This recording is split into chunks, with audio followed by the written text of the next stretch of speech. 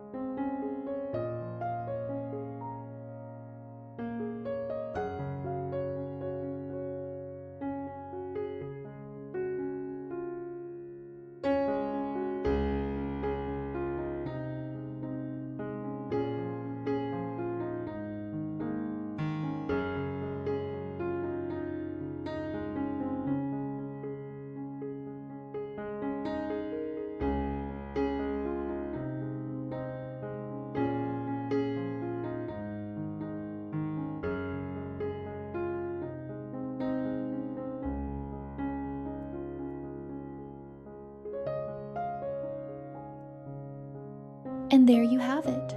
Your little flower is ready to hang and spread joy wherever you go. I hope this project brought you some peace and happiness today. If it did, give it a like and make sure to subscribe so we can crochet more lovely things together. See you next time, and happy hooking!